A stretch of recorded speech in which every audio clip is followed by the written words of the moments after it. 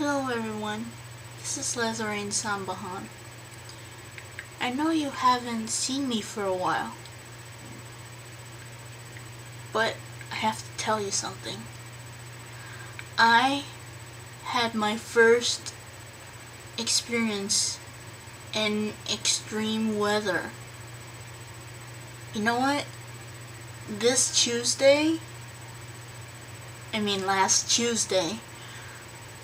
I experienced my first earthquake.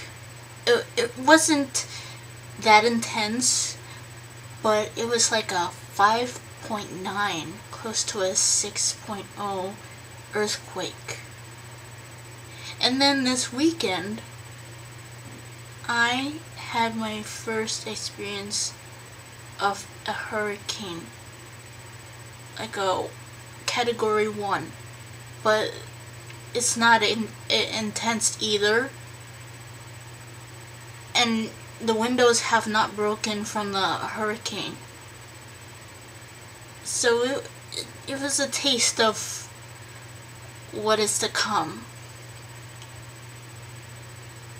And yeah,